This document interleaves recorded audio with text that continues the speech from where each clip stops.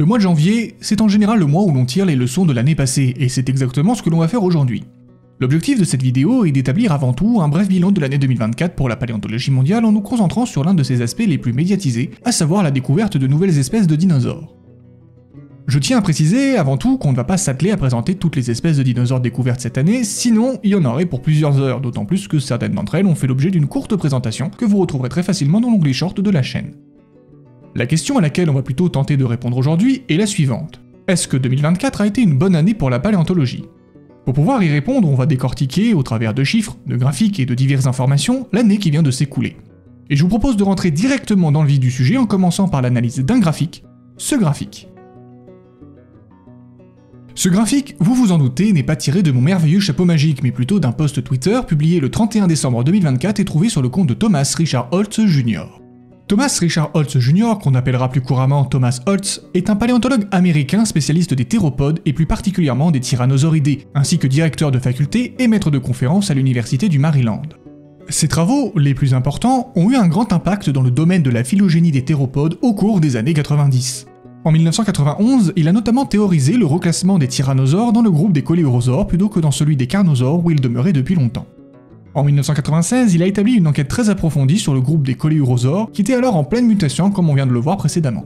Enfin, en 2000, il a produit un travail titanesque en proposant une nouvelle phylogénie pour les dinosaures carnivores via un article de 57 pages. Il est l'auteur et le co-auteur de plusieurs dizaines de livres et d'articles sur les dinosaures, ce qui lui a valu l'opportunité de travailler sur divers documentaires comme Walking with Dinosaurs ou When Dinosaurs Roam America. En clair, il s'agit là d'un paléontologue reconnu ayant grandement contribué à l'étude des dinosaures et à la diffusion des connaissances scientifiques. Le graphique en question, intitulé New Mesozoic Dinosaur Sup, présente le nombre de nouvelles espèces de dinosaures découvertes par année entre 2003 et 2024, soit la représentation schématique de 22 années de progrès scientifique. Chaque année est représentée par un point, tous reliés les uns aux autres formant ce que l'on appelle un graphique linéaire, et ce graphique nous apprend plein de choses très intéressantes. Déjà, ça ne vous a pas échappé, mais tous les points ne sont pas tous au même niveau. Une grande partie, soit 9 d'entre eux, gravitent dans un écart compris entre 40 et 50 espèces identifiées par année, avec une belle moyenne de 45 espèces annuelles. Avec cette magnifique moyenne, certaines personnes n'hésitent pas à affirmer que l'époque dans laquelle nous vivons actuellement est ni plus ni moins que l'âge d'or de la paléontologie des dinosaures. Et je dois vous avouer qu'il serait difficile de leur donner tort. Si la moyenne reste très honorable, toutes les années ne se valent pas pour autant, certaines d'entre elles sont bien meilleures que d'autres, comme l'année 2010 avec près de 73 espèces nommées en une année, soit une découverte tous les 5 jours. A l'inverse, l'année 2004 a été particulièrement épouvantable avec seulement 19 espèces recensées en une année, soit un dinosaure tous les 19 jours. C'est très peu, faisant d'ailleurs de cette année l'année la moins propice pour les paléontologues. Et alors, qu'en est-il de 2024 ? Eh bien, l'année 2024 a été une très bonne année, avec 52 espèces de dinosaures identifiées, soit une par semaine. Elle se situe donc au-dessus de la moyenne et devient au passage la 6e meilleure année pour la paléontologie sur ces 22 dernières années. Enfin, vous l'aurez peut-être remarqué, mais l'année 2024 est une année qui correspond au retour au niveau d'avant la pandémie. Concrètement, quand on observe le graphique, on remarque qu'à partir de 2021, les chiffres sont en baisse avec une année 2023 qui est l'une des pires années vécues, après celle de 2004 bien sûr. En effet, en 2020 et 2021, face aux nombreuses restrictions et politiques sanitaires, les travaux d'excavation sur les sites de fouilles ont été mis à l'arrêt. Les chantiers de préparation des fossiles dans les musées sont interrompus, les analyses et études en laboratoire rendues impossibles et la formation des futurs paléontologues retardée. Seules les discussions entre savants ont pu être conservées grâce au pouvoir d'internet. En bref, au cours de ces 2 années chaotiques, l'entreprise scientifique a été mise à mal engendrant de nombreux retards dans les différentes études menées et dont les effets ne se ressentiront réellement que 2 années après, alors que les restrictions sanitaires étaient levées. Quoi qu'il en soit, les chiffres de 2024 démontrent que la paléontologie mondiale a récupéré de cette longue période de convalescence. Avec le graphique précédent, nous avons vu que l'année 2024 a été une très bonne année pour la paléontologie qui vient de sortir d'une période très tumultueuse. Ce que je vous propose maintenant, c'est de décortiquer ensemble cette année au travers de quelques chiffres et présentations d'espèces qui témoignent d'une année assez prolifique. Et pour cela, je vais m'appuyer sur 2 sources. La première, c'est une page Wikipédia intitulée 2024 in Archosaur Paleontology, qui regroupe à la fois de multiples informations, ainsi que les nouveaux taxons de chaque type d'archosaure, à savoir les pseudosuchiens, les ptérosaures, les oiseaux et bien sûr les dinosaures. La seconde source est un autre post Twitter d'un compte nommé Simashant, un compte appartenant à un étudiant en paléobiologie et qui recréait des reconstitutions illustrées d'animaux préhistoriques, dont des dinosaures. Mais avant de commencer, il faut que je fasse une assez longue digression, mais néanmoins nécessaire. En effet, ces deux sources présentent un nombre total bien différent de celui de Thomas Holtz. La page Wikipédia présente 47 nouvelles espèces, tandis que le compte de SeaMerchant ne fait état que de 41 espèces. Alors pourquoi ces nombres sont-ils différents les uns des autres? Tout d'abord, le nombre avancé par Holtz est un chiffre personnel qui découle de sa propre base de données en inscrivant chaque nouveau dinosaure au fur et à mesure, en témoigne cette discussion sous l'un de ses posts. Étant un scientifique actif dans la découverte de dinosaures, il est donc facilement au courant de toutes les nouveautés. Le compte de SeaMerchant et la page Wikipédia, bien que tenus par des amateurs confirmés, basent une grande partie de leurs travaux sur la communication de ces découvertes par les savants eux-mêmes, occasionnant alors un petit délai généralement préjudiciable en fin d'année. Mais il faut noter que certains choix ont été faits sur la base de critères précis. En effet, le compte de SeaMerchant a évoqué au début de son post l'intention d'exclure certaines espèces pour ne présenter que les nouveaux genres de dinosaures. Quant à la page Wikipédia, elle semble exclure ceux dont l'existence est jugée trop bancale. Et je pense qu'il est important d'aborder chaque cas de figure qui explique cette divergence de chiffres. L'un des premiers cas de figure est en lien avec le délai qui existe entre l'étude des fossiles, la publication de l'article, de présentation des travaux et parfois la divulgation des informations auprès du grand public. Prenons l'exemple de l'Inawentu oslatus. Le Inawentu est un très grand sauropode vieux de 85 millions d'années, issu de la famille des Titanosauria, avec comme parent proche l'Antarctosaurus. La description de cet animal est un véritable casse-tête avec de nombreuses caractéristiques convergentes avec une autre famille, les Rebbachisauridae, qui sont eux issus du groupe des Diplocodoïdes, une des deux branches des néosauropodes avec les Titanosauroidés. Ce Goliath argentin fut annoncé par les paléontologues vers le milieu du mois de novembre 2023, mais l'article présentant clairement son identification n'a été publié qu'en février 2024, suivi dans le même temps par les articles de vulgarisation. Sur la page Wikipédia, ce dernier est recensé à la fois pour l'année 2023 et pour l'année 2024 avec la mention suivante, annoncée en 2023, la version finale de l'article a été publiée en 2024. Et ce problème particulier n'est pas un cas isolé, bien au contraire, puisque certaines espèces de l'an 2024 se retrouvent à cheval sur les deux années, à savoir 2024 et 2025. Mais alors, quelle date retenir? Et bien là, je dois vous avouer que tout est une question de perception et même de choix. A la base, Thomas Holtz avait initialement publié un premier graphique le 30 décembre 2024 qui fut incomplet, ayant oublié quelques spécimens de dernière minute comme l'Ankylosauridés chinois Tianzenosaurus chenji, une nouvelle espèce issue d'un genre connu depuis 1998. Il semble donc tenir compte de la date de découverte plutôt que la date de l'article final qui est paru début du mois de janvier 2025. Le deuxième cas de figure est expliqué dans le post de SeaMerchant. En effet, on apprend que la personne derrière ce thread a délibérément choisi d'exclure les espèces issues de genres déjà connus. Pour faire très simple, le genre est un rang taxonomique regroupant plusieurs espèces partageant des caractéristiques similaires. L'espèce est le rang taxonomique inférieur, regroupant tout individu qui peuvent se reproduire entre eux et assurer ainsi une descendance pérenne. Ainsi, avec ce critère d'exclusion, on occulte des espèces comme le Tyrannosaurus macraensis, une nouvelle espèce du genre Tyrannosaurus, genre qui comprenait déjà une espèce très connue, le Tyrannosaurus rex. L'identification de cette nouvelle espèce repose surtout sur une réévaluation de pièces déjà trouvées et attribuées à tort au T-Rex grâce à la découverte de subtiles différences entre les crânes des deux espèces. Le dernier cas de figure concerne les espèces les plus incertaines. En effet, sur les 52 espèces découvertes, certaines d'entre elles peuvent à l'avenir être contestées, voire même annulées.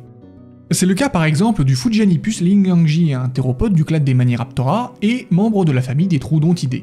L'identification de ce nouveau carnivore est extrêmement bancale. A la base, tout part de la découverte de 5 empreintes de pas à deux doigts mesurant près de 36 cm de long et 17 cm de large qui seront par la suite analysées et comparées avec des données issues de dinosaures maniraptoranes déjà bien établis. Cependant, faute de correspondance probante, les savants supposent l'existence d'une nouvelle espèce et ce, sans aucune autre preuve, étant donné qu'aucun ossement issu de cette bestiole n'a été découvert. Ainsi, notre compréhension du Fujianipus reste très limitée, et c'est pourquoi ce dinosaure n'est pas recensé dans les 47 de la page Wikipédia. Pourtant, en effectuant une simple recherche, on retrouve la mention de la découverte des empreintes de Fujianipus dans l'onglet Recherche sur les théropodes. L'absence de Fujianipus n'est pas un oubli, mais un retrait volontaire. D'ailleurs, sur les 47 dinosaures de la page Wiki 2024, seulement 24 d'entre eux sont considérés comme valides, le reste est à définir. Voilà, j'en ai fini avec cette digression un petit peu longue, mais qui me semble nécessaire afin d'expliquer la fluctuation des données tout en vous rappelant par la même occasion que la paléontologie est une science qui avance à tâtons et que rien n'est à prendre pour acquis. Je pense maintenant qu'il est temps de détailler un peu cette année 2024.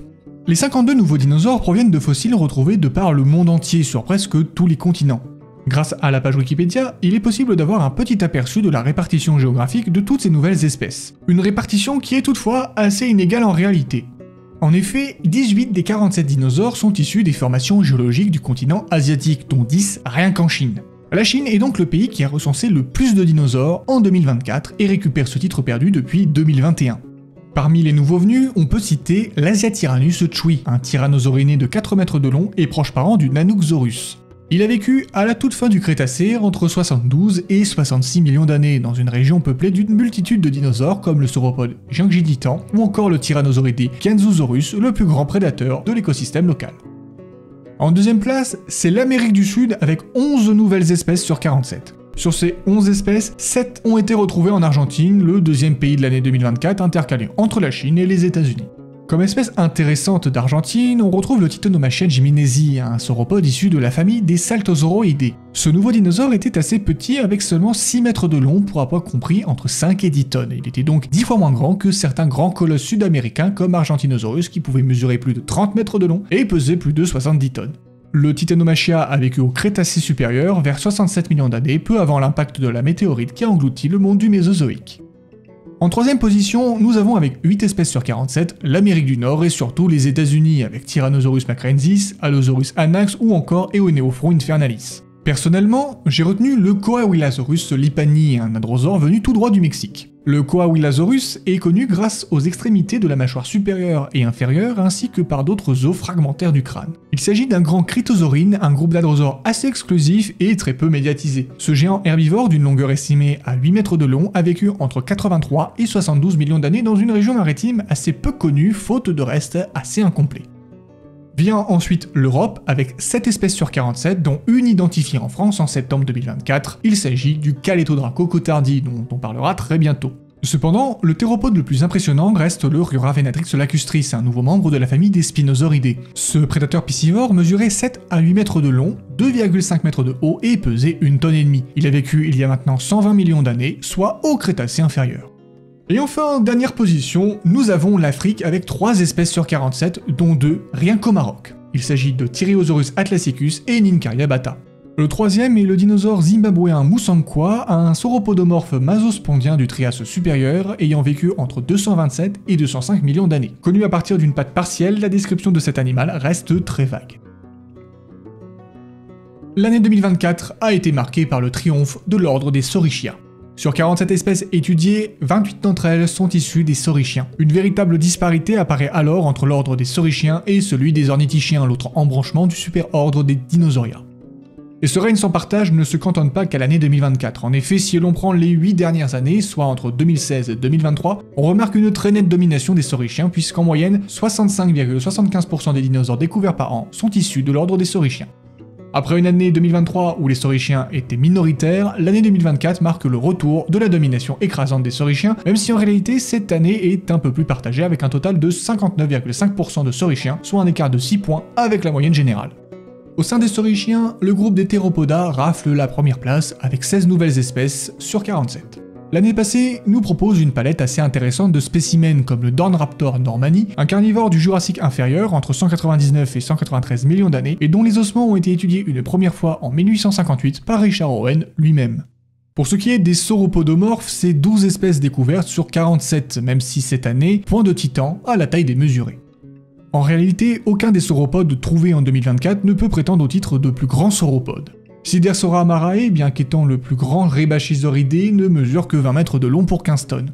Ardetosaurus viator ne devait pas dépasser les 19 mètres de long malgré sa queue en forme de fouet. Et Gandititan covacodatus est un petit joueur avec seulement 14 mètres de long.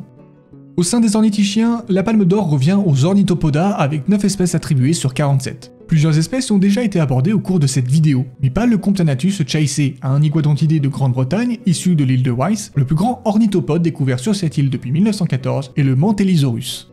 Par la suite, on retrouve les Thyreophora, avec 6 espèces sur 47, avec autant de Stegosauridés d'un côté que d'Ankylosauridés de l'autre. Comme espèce remarquable, on retrouve le Yangbeilong ultimus, un proche parent de Stegosaurus et de Wherosaurus. Ce nouveau stégosauridé a vécu durant le Crétacé inférieur entre 121 et 100 millions d'années, une période marquant le déclin de cette famille. D'ailleurs, le Yangbeilong est considéré comme l'un des stégosauridés les plus récents recensés à ce jour. Enfin, on retrouve les marginocéphales avec 2 espèces, uniquement des cératopsidés, dont le plus massif est le Lokiceratops du groupe des centrosaurinés. Mesurant moins de 7 mètres de long pour 5 bonnes tonnes, ces dimensions font de lui l'un des plus grands centrosaurinés connus. A noter également la présence de dinosaures dont la classification est un peu plus complexe, comme le Fauna herzogae, un tessellosauridé issu du groupe des néo-ornithichiens, groupe qui comprend les Cérapoda, qui sont, je le rappelle, scindés en 2 groupes. Ornithopoda d'un côté et Marginocephalia de l'autre.